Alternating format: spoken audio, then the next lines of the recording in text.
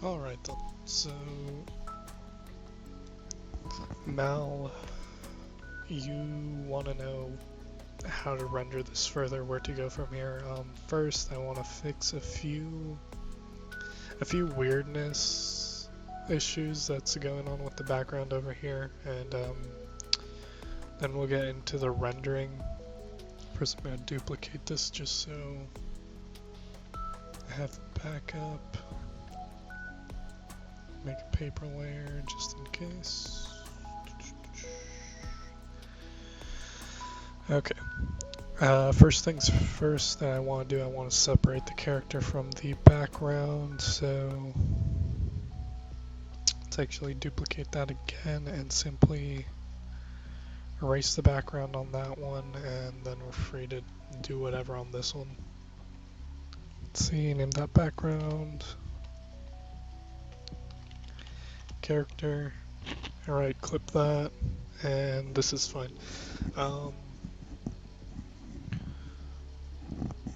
One of the things that's bothering me with the background right now is just there's nothing realistically wrong with the perspective, it just looks very awkward, the scene. So what I'm actually going to do is I'm going to lasso off these mountains, and this is where reference really comes into play, like the importance of reference, Malik.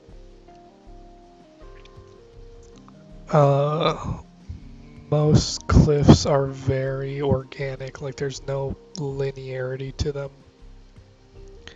which is kind of why it's better to use the lasso tool for something like this.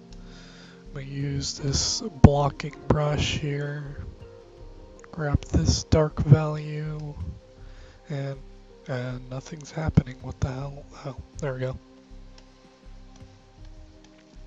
Just kind of mark that off a little bit there.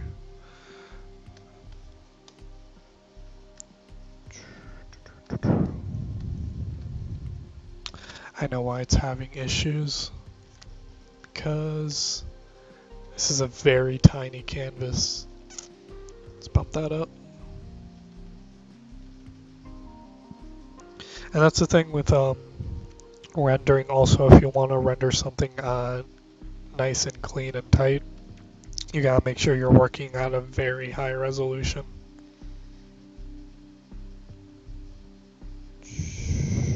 Make sure again your minimum width is in the 4000 range.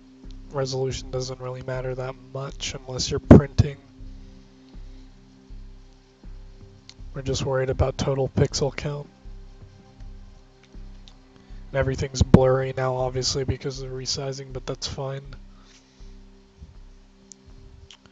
What matters right now is, actually, you know what, I kind of like that as a light source, like the light coming down from this area over here. So I'm going to actually keep that and work off of that. That's the thing I can tell right away with this, is there's really no light source indicated anywhere, and that's very important when it comes to rendering. We'll work on that in a second. Right now I just want to take care of this background some more.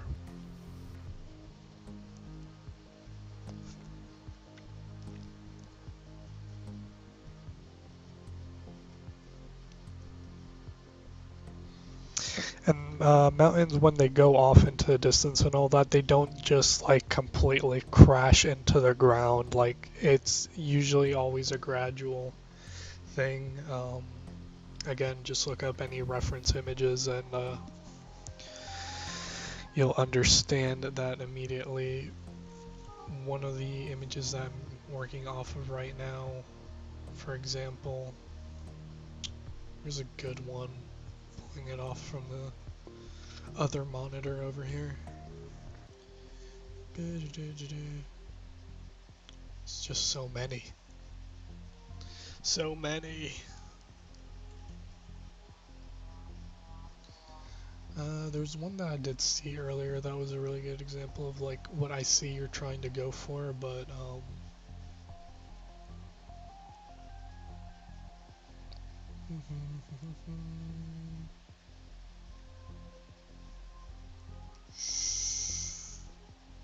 Yeah, no, screw it. We're just wasting time at this point. Um, One image that I do want to show right here, um, mountain faces. You have like one of the things for rendering mountains is you have it very flat looking, like it's just a flat light value over top of it. And that's the thing with mountains is they're extremely textural, usually from the weathering from water running over them and all that. It's giving them these rounded forms, lots of linear cracks in them, almost like dividing them into squares. So that's a thing to keep in mind.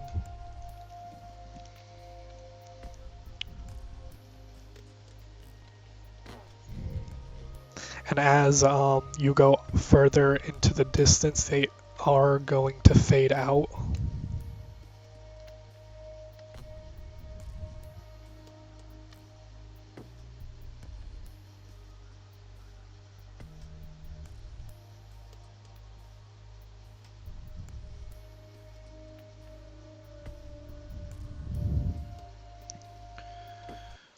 Okay, last one. Because of atmospheric perspective, of course.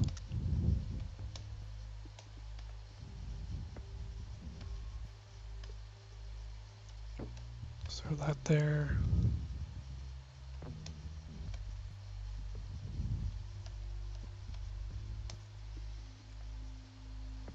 That works.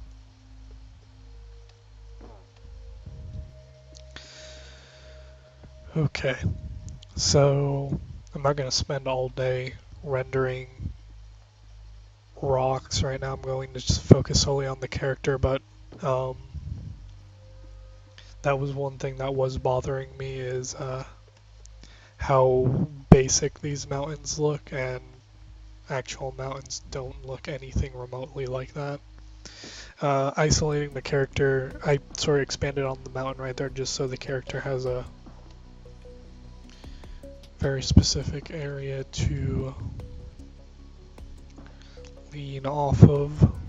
Of course, now, because we worked off of that, you see what's left of the character, but that's just a simple paint over thing. Let's see. Grab this. Paint that out, paint that out. Let's paint all of this out. Erase this out because that doesn't need to be there. I don't know why it's there, but whatever. Oh yeah, that was a little test thing. That can go away.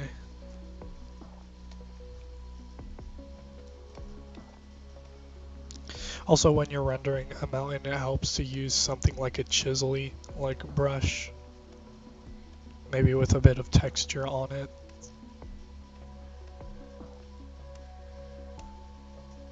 In fact, actually, I highly recommend using something with texture on it. It helps out a lot.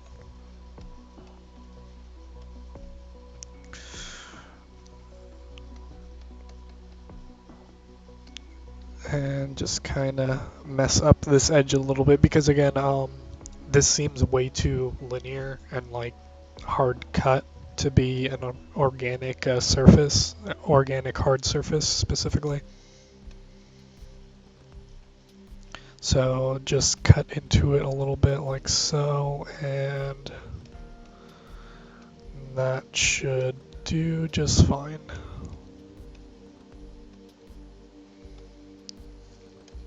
Okay, now for the character itself. When it comes to rendering metal, just do a little spear over here. You gotta remember, because one of the things I noticed that you never push the light source enough. So let's grab this and use this as our base gray. Since our light source is coming down from this direction, we are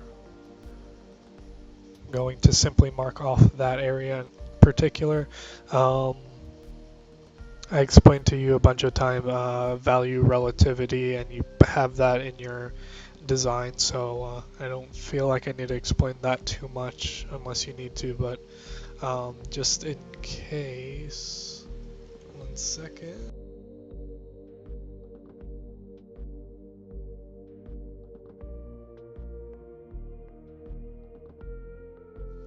Value relativity, basically, you have a dark value, you have your medium gray, and you have your lighter value, and everything is relative to that. Like, the highlight for your darker value is relative to that, and it's usually darker than the shadow of the next value up, and vice versa, basically.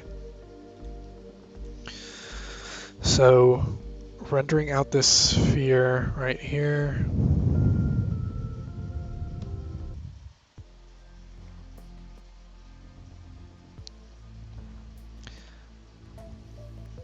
Now, the thing with metal, sort of like jewelry, for example, is it's going to handle the light source way more intensely than any other object.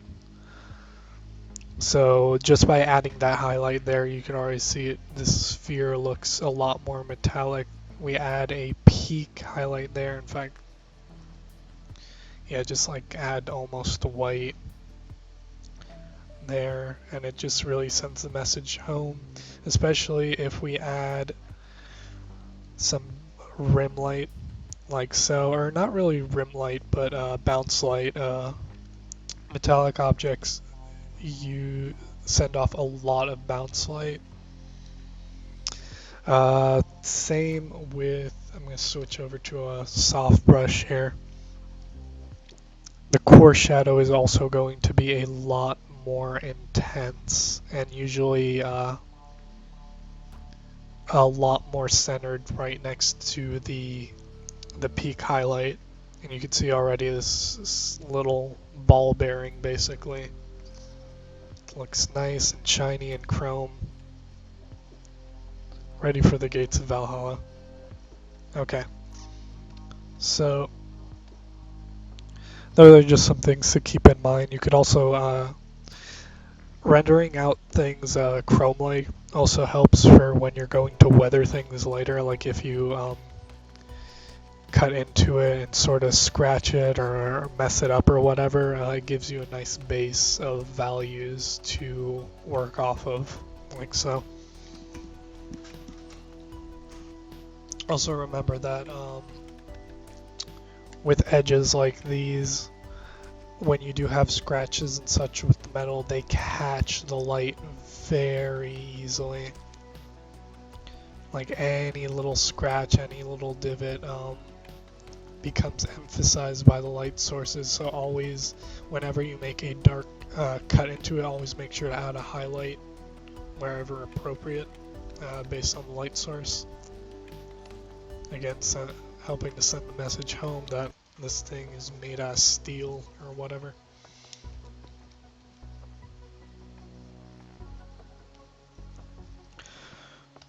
So with this guy, it's going to pretty much just be the same thing. You just need to work on emphasizing the fact that he is made of metal and not like soft plastic or whatever.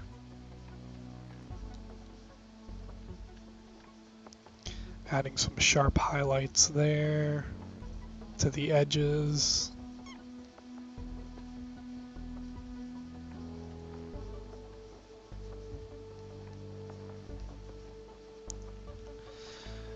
Edge there. Let's see. A shadow here just to make this sort of form a little bit more of a square. It felt appropriate. Just changing it to that. It was probably more of a rounded form like you had it before, but I feel it's more appropriate as a square. Changing up your shapes and sort of mix and matching with it helps out with a character design. But if you did want to keep this more smooth,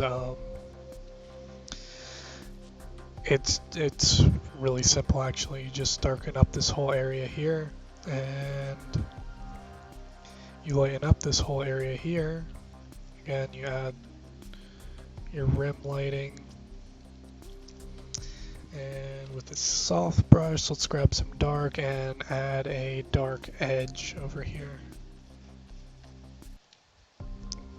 And there you go. More metallic of a surface. Of a rounded surface at least. Really concentrate that highlight right there.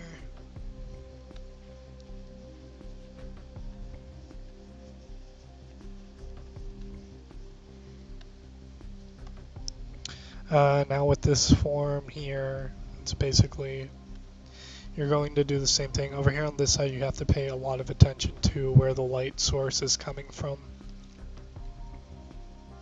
So I'm actually going to mark this off. It's a good thing to always mark off where edges are, so you're fully aware of where shadows are going to fall.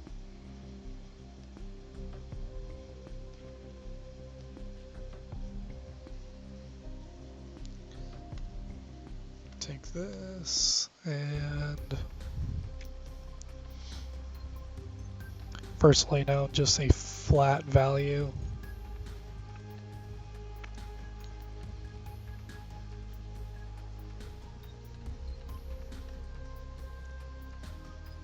Nice hard edge to it.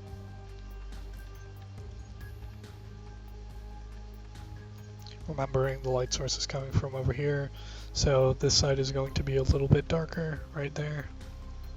I'm leaving that edge white on purpose because remember, your edges, I can't emphasize that enough, edges are very important, like the way that they catch light in metallic objects.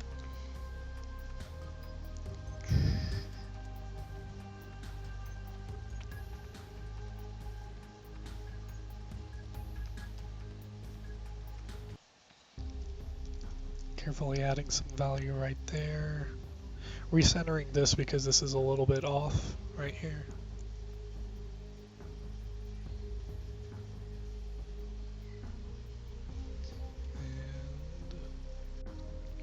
And okay. And I'm probably going to kick it into a time lapse or something soon, just because that's the thing you gotta remember with rendering mount is this stuff takes a while. You can't just one and done it. You can't sit down and expect this thing to take like 5 minutes to do or whatever. It's going to be quite some time. It takes effort, time and effort, plain and simple. You need to put flat out. On average, I believe it takes me at least 15 hours total to do a quick illustration, just a quick simple character pinup, right? Well, not a pinup, but something just strictly character focus. If I'm going to do like an intense background or whatever, then oh man, that just takes several hours. You gotta remember, like even like the Wizards of the Coast guys, like for Magic the Gathering and all that, those guys take like upwards to 50 hours to do their illustrations sometimes. Just a thing to keep in mind.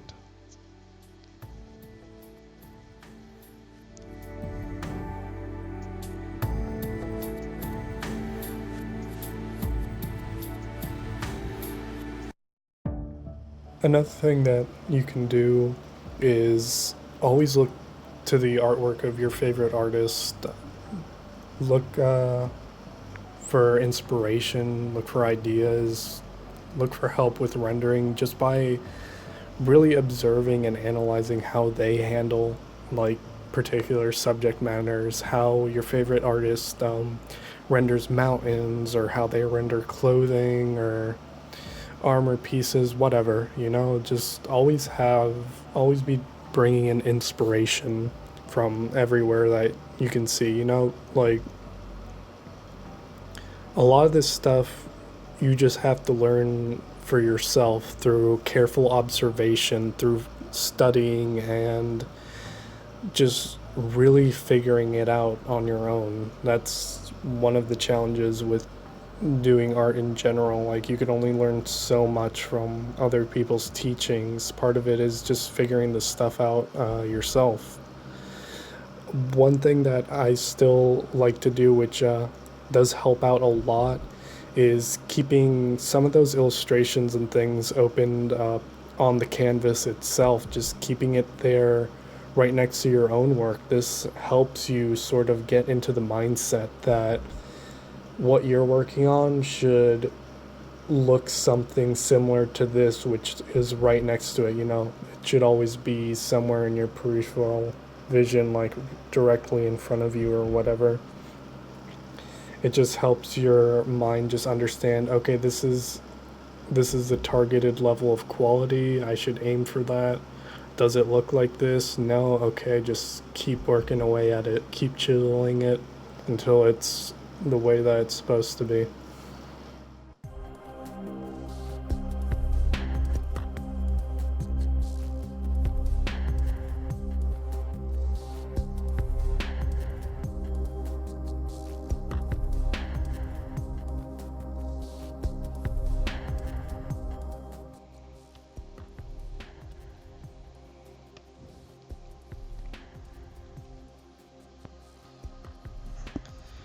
So, yeah, at this point, I mean, I could just keep on rendering this thing until the end of time, but that's more or less your job.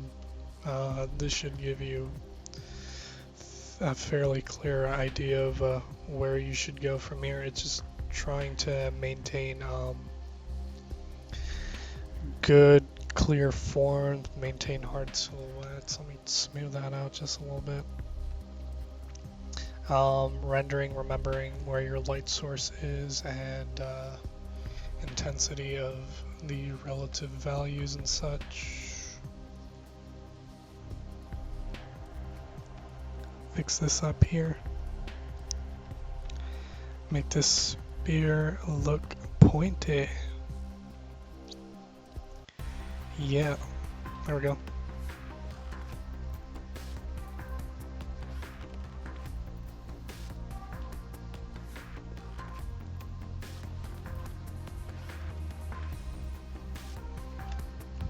Give it a nice edge to it. Also, just always remember that if you want to detail something more, you need to upscale it significantly, work at a much higher resolution, or as high of a resolution as you can. 4,000 pixel minimum. Oh, really? That's the professional standards. One minor criticism into the actual design, though, just some things to keep in mind because it does look a little bit odd. Hands need some work to them. Also, joints, it's very unclear what was going on here, so I sort of added this. I opened it up and added this sort of a rotary joint to it.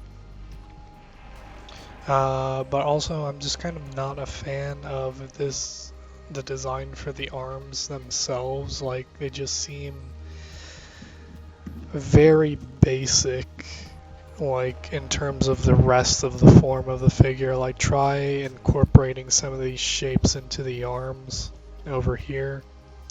Like, maybe even just taking this and applying that onto the arm. Not only would that make the design more cohesive with itself because of repeating elements, but I feel like that would just visually look much more appealing. Same with these legs. While these basic shapes are fine as they are, that's sort of what it is. It's just a basic shape, and if this torso area was much more simpler in its design, these would work. But probably just taking some of these ribbing pieces and applying it to this darker section, while again taking the design shapes of this front plate and finding a way to apply it here to this white area. I'll try to find an example here. Yeah, here we go. Like, you take a look at Simo from Sanctum, and there's a lot of things that you could like pull from that. Like, you can see how his torso is extremely detailed. He's a very detailed character. Legs are, it's the same shape language as that, so you could probably get a lot of influence from this, but you can see the legs are just as detailed as any of the torso segments. You could see the repeating elements, such as these orange strips all going all over. What else? The ribbing. You can see it here. You can see it in his little spine segment. This image doesn't really show it, but on his arm he does have or I forgot what this is called, this sort of gauntlet, creation gauntlet or something like that. That has the same thing, that ribbing. The back of the legs have that ribbing to it also. Repeating elements are just very helpful in that sense in making the design look cohesive. Like, this was meant, it's not like a custom robo type thing where it's like you're just taking bits and pieces from random robots and sticking them all together. It's like this was made to look this way, you know? Alright, so that's pretty much it. Just really just get in there, start. You have a good base going, you just need to fix up pretty much what I told you here, and like dedicate a couple of hours into just rendering it as much as possible. Alright, peace.